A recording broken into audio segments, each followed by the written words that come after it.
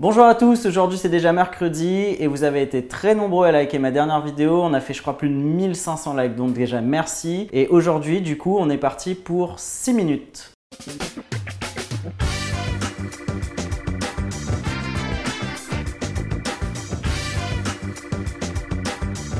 Allez, on est parti, 6 minutes. Première question. Première question de Yenso. Penses-tu que l'e-sport a sa place sur les chaînes de télévision, comme par exemple un match de League of Legends en prime sur une chaîne, comme actuellement avec le sport classique, et si oui, dans combien de temps selon toi cela pourrait arriver en France? Alors il y a déjà des chaînes de télévision qui font un petit peu d'e-sport, etc. Il y a eu ES1 qui a été lancé par l'équipe de Bertrand Hamar. Ce que je pense sincèrement, c'est que c'est pas très utile en soi.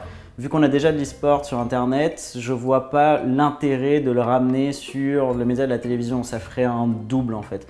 Donc je vois pas spécialement l'intérêt. Après, est-ce que l'e-sport a sa place à la télévision? Oui, mais je pense que ce serait contre-productif pour ce qu'on a essayé de créer sur internet. En gros, plus l'e-sport sera à la télévision, et vraiment sur des grosses chaînes, etc., moins il y aura d'audience sur internet. Donc moi je suis plutôt pour que ça reste sur internet. Mais bon, c'est un avis. On est reparti.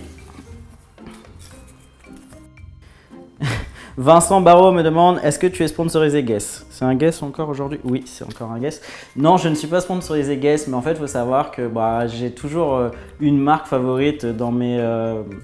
En fait, au fur et à mesure des années, j'ai une marque et puis je vais dans le magasin. J'aime pas beaucoup faire les boutiques, donc je vais dans les magasins et j'achète plein de t-shirts de la même marque. Donc à l'époque d'Eclipsia, pour ceux qui s'en rappellent, c'était la private job de tout le monde. C'était Hugo Boss et j'avoue que depuis un an, c'est plutôt Guess. Mais non, je ne suis pas sponsorisé. J'adorerais par contre, puisqu'en ce moment, je suis vraiment en trip Guess. On continue. Alors, question de Yenso encore. On va la remettre puisque je vais pas prendre plusieurs questions de la même personne. Ouais, on va la remettre. Je triche pour la deuxième fois, c'est pas très bien. Alors, question de Skilik. Est-ce que j'ai des regrets que les gens ne comprennent pas mon choix d'avoir entamé un projet avec Tsukiyo? Question intéressante. Non, j'ai aucun regret parce que sincèrement, sans Tsukiyo, je pense pas que j'aurais lancé la chaîne, ou en tout cas pas comme ça.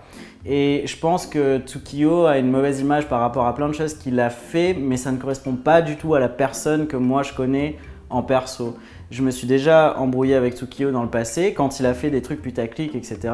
Mais le truc, c'est que il y a une définition du putaclic. Créer des dramas sur des vérités et tout, pour nous, ça peut sembler putaclic, mais pour les gens qui ont juste un intérêt, parce que par exemple, moi je me suis disputé avec Tsukiyo sur les vidéos un peu complotistes. Mais je comprends les gens qui veulent chercher la vérité et qui s'intéressent à ce genre de théorie. Par exemple, Squeezie a sorti une vidéo dernièrement sur la théorie des reptiliens et tout. Lui, il l'a fait avec humour, donc ça passe. Tsukiyo le prend très au sérieux et il essaie vraiment de savoir la vérité.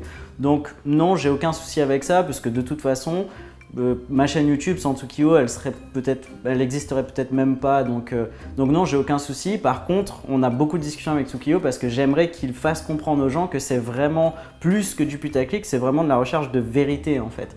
Il a vraiment envie de savoir si ce qu'on lui raconte est vrai ou pas. Est-ce que les pranks sont vrais? Est-ce que les théories du complot sont vraies, etc.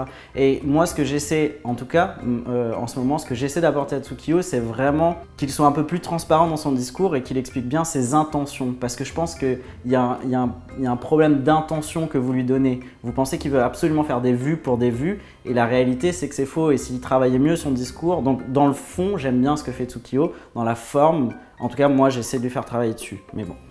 Allez, on continue. Alors, question de Anne Trotto. Si demain tes études étaient finies, une fière de ton choix, que ferais-tu? Je voyagerais. Si j'étais étudiant encore et que je finissais mes études, je voyagerais pour essayer de m'apporter beaucoup d'expérience. Donc vous pouvez vous référer au bocal à question 1 ou 2 où j'explique un petit peu l'expatriation, enfin en tout cas les voyages pour les jeunes. Donc oui, je voyagerais en premier avant de me décider ce que j'allais faire de ma carrière, parce que je pense que ça apporte beaucoup de choses les voyages et beaucoup d'humilité, etc. Mais je l'ai déjà dit, donc référez-vous au bocal à question 2. La réponse à la question, c'est vraiment je voyagerai en premier avant de décider quoi que ce soit pour le reste de ma vie. On continue, putain, on est déjà à 4 minutes 30. Alors, question de Vincent Barraud. As-tu des conseils de lecture sur l'entrepreneuriat? Alors, vous êtes extrêmement nombreux à me poser cette question et je ne vais pas répondre dans ce bocal à questions, mais je suis en train de préparer des vidéos sur des conseils de lecture sur différents sujets. Par exemple, pour les entrepreneurs, pour les chagrins d'amour, etc. Je suis un expert en chagrins d'amour.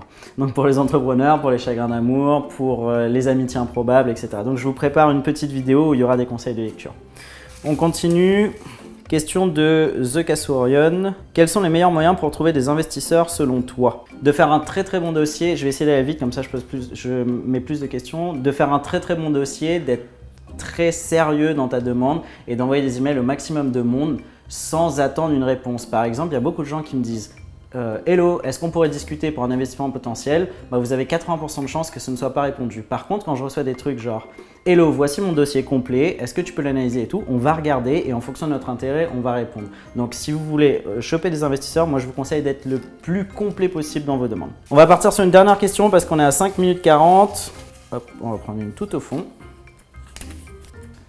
Donc, quel est mon film préféré? Question de skireuse.